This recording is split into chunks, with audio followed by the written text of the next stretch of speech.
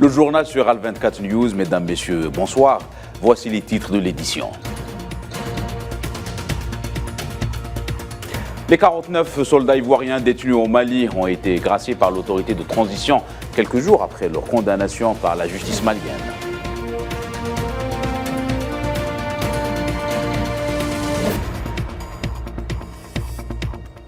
Aux États-Unis, une députée appelle le Congrès à cesser de financer le régime d'apartheid sioniste dans les territoires palestiniens.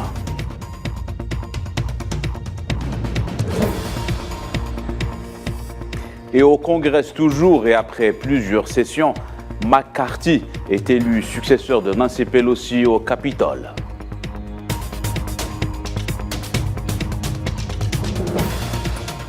Dans un entretien accordé à la plateforme MES, le PDG de la Sonatrach, Tawfiq Haqqar, revient sur les acquis de l'année 2022 ainsi que les perspectives de la compagnie à moyen et long terme.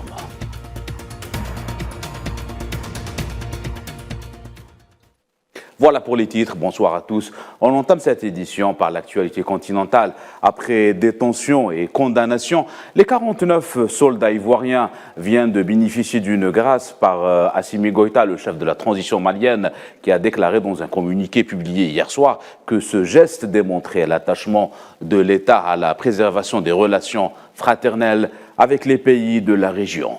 Les détails avec Lila Gertal. Il s'agit en effet du deuxième coup de théâtre en moins de 2 semaines. L'affaire des 49 soldats ivoiriens n'a pas fini de faire de vagues. Entre condamnation à mort et des peines de 20 ans de prison, l'annonce de libération vient de tomber. Le chef de la transition militaire malienne, Assimi Goïta, vient d'annoncer la nouvelle. La grâce est accordée avec remise totale des peines. Les autorités ivoiriennes ont accueilli avec soulagement la nouvelle et la presse ivoirienne revient sur cette bonne nouvelle dans toutes les unes. Il faut dire que les chefs d'inculpation pesant sur ces prisonniers étaient assez lourds, allant de 20 ans de réclusion criminelle jusqu'à la condamnation à mort pour les 3 femmes relâchées auparavant. Ils sont accusés d'association de malfaiteurs, d'attentats contre le gouvernement et d'atteinte à la sûreté d'État. Sauf qu'après la médiation togolaise sollicitée par le président ivoirien, des lueurs d'espoir sont apparues à l'horizon, suivies de l'annonce faite peu de temps avant la fin de l'année 2022, où les représentants des 3 pays ont annoncé la libération imminente des 46 soldats ivoiriens.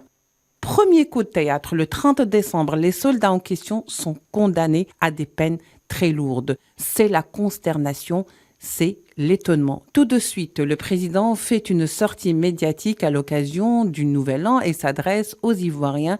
Les soldats regagneront bientôt le sol ivoirien, dira le président ivoirien Alassane Ouattara. La médiation est relancée sans trop de médiatisation et aujourd'hui, deuxième coup de théâtre, les 46 soldats sont graciés, libérés avec des remises totales des peines. Une joie que la presse ivoirienne a du mal à contenir et cela se comprend. Selon le Malijet, un site malien, ce geste démontre, je cite, l'attachement du colonel Goïta à la paix, au dialogue et au panafricanisme, mais démontre surtout aux problèmes africains, il faut des solutions africaines, même si tout n'a pas été dit dans cette affaire des 49 soldats ivoiriens. Le journal néerlandais NRC est longuement revenu sur le scandale de corruption d'eurodéputés. Le titre de presse relate entre autres comment des hommes de main des services secrets marocains ont manipulé des militants néerlandais du RIF afin de les dissuader de déposer une candidature pour le prix Zakharov au profit du détenu et figure du Hirak du RIF Nasser Zefsafi, condamné depuis à 20 ans de prison.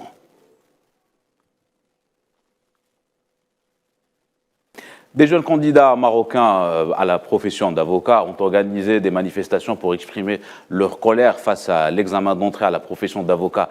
Les protestataires ont demandé la démission du ministre de la Justice pour conflit d'intérêts et un traitement de faveur au profit de son fils à l'examen d'entrée.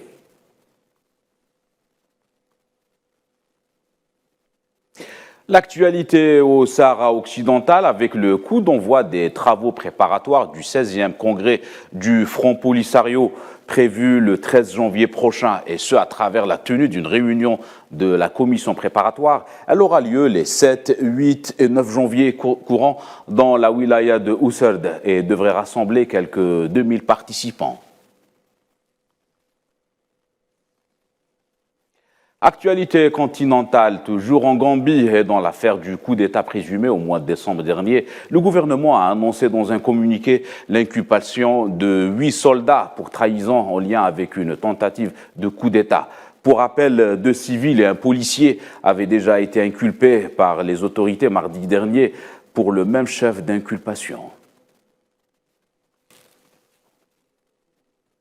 Au moins 14 personnes ont été tuées et 6 autres portées disparues après que leur embarcation a chaviré plus tôt dans la semaine dans le nord-ouest du Nigeria, a rapporté hier l'agence de presse nigériane. Le président Muhammadu Buhari a appelé les parties prenantes à faire davantage d'attention au respect des réglementations sur les transports en bateau, en particulier dans les régions rurales.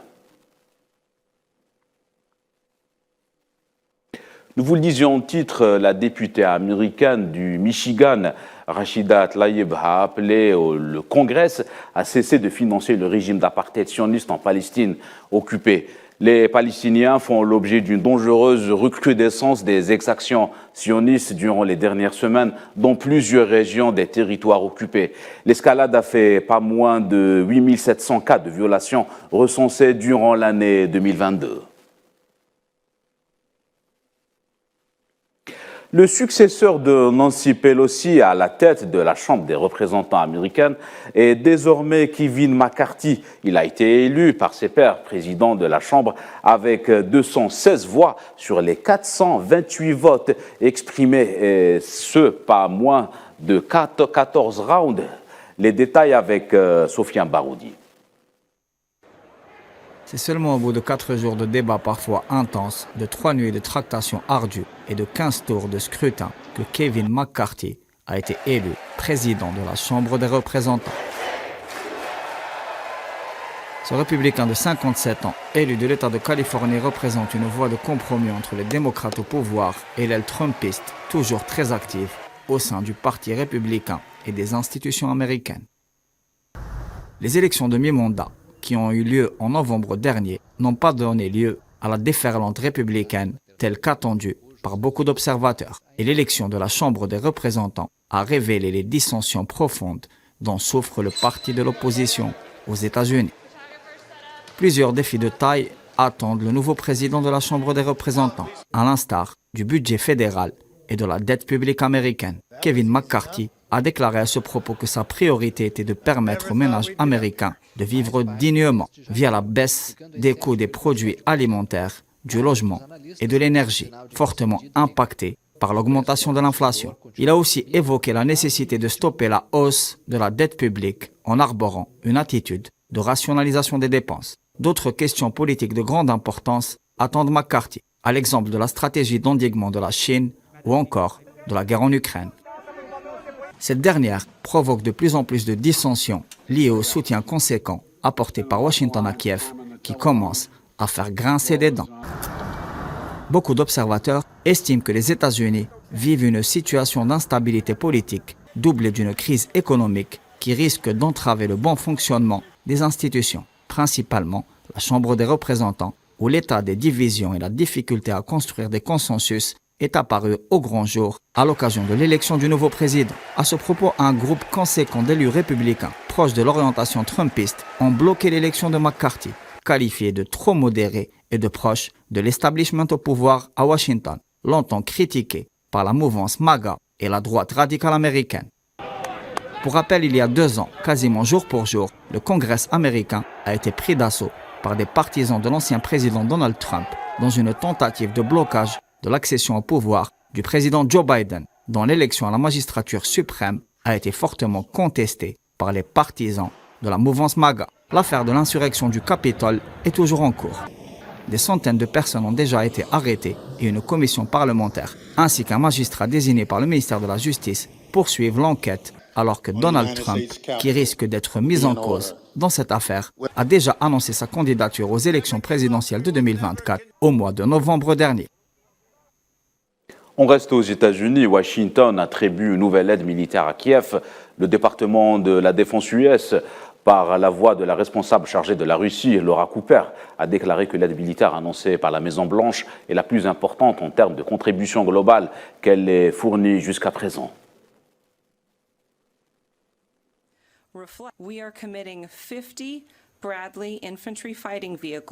Nous allons fournir 50 véhicules blindés de transport de troupes de type Bradley, 500 missiles anti-chars de type Tau et 250 000 munitions de 25 mm. Les véhicules de type Bradley renforceront la capacité de l'Ukraine à effectuer des manœuvres complexes dans presque toutes les conditions météorologiques et sur tous les terrains, en particulier dans le sud et l'est du pays.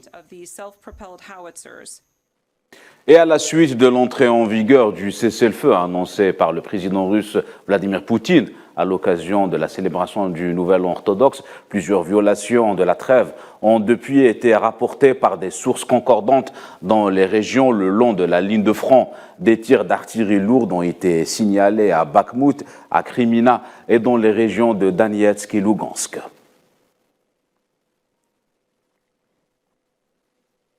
Le secteur de l'énergie a été sous les feux de la rampe durant toute l'année 2022. Qu'il s'agisse du pétrole ou bien du gaz, les bouleversements géopolitiques poussent les majors à s'adapter à la nouvelle donne internationale pour booster leur compétitivité. C'est le cas notamment par le groupe algérien Sonatrach. Dans un entretien accordé à la plateforme MIS, son PDG Toufer Hakkar revient sur les acquis de l'année 2022 ainsi que les perspectives de la compagnie à moyen et long terme. Une synthèse vous a été préparée par Kherdin Bataj.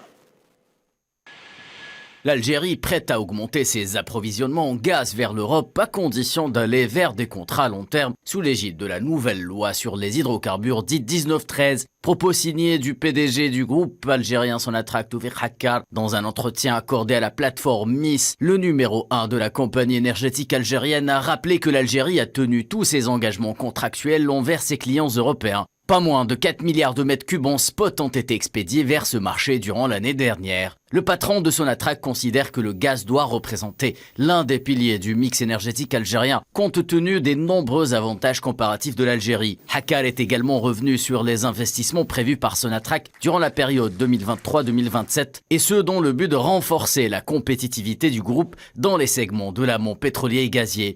Sonatrach entend continuer à développer son potentiel gazier afin de fournir des volumes supplémentaires aux marchés nationaux et internationaux, notamment le marché européen. Plusieurs projets sont en cours et seront mis en service au cours des 2 prochaines années, tels que les champs de Hassimouina et Hassibahmou dans le sud-ouest et Izaran et TFT Sud dans le sud-est. D'autres projets sont également prévus en 2023 et 2024, comme Hassirmel, Hamala, Ohannat et Touat. D'abord, un investissement de 40 milliards de dollars dont 30 milliards seront consacrés à l'exploration et l'augmentation de la production, sans oublier les objectifs inscrits sur la feuille de route de la transition énergétique à travers un déploiement rapide de la stratégie relative aux énergies renouvelables. Toufer Hakkar a également rappelé les contrats signés en 2022 et les appels d'offres à venir en 2023, en affirmant que de nombreuses entreprises étrangères ont déjà affiché leur intention d'investir massivement aux côtés de Sonatrach dans l'exploitation de nouveaux gisements d'hydrocarbures. Dans cet entretien, le GNL n'est pas en reste. Au-delà de la flexibilité qu'offrent ces complexes de liquéfaction, Hakkar a affirmé que Sonatrach et l'Algérie possèdent toutes les capacités de cibler de nouveaux marchés en Asie et en Amérique, en plus du renforcement de ses approvisionnements au profit de ses clients traditionnels en Europe. Enfin, Toufer Hakkar n'a pas manqué de souligner la stratégie industrielle du secteur algérien de l'énergie. Elle repose notamment sur la diversification des segments couverts par le groupe, notamment dans la pétrochimie. Pour illustrer son propos, Hakkar a mis le curseur sur le programme pétrochimique de Sonatrach. Il comprend entre autres 2 nouvelles installations, l'une en Algérie avec le groupe français Total Energy et l'autre dans le port de Seyhan en Turquie. C'est la fin de cette édition. L'information continue sur Al 24 News. Excellente soirée à tous.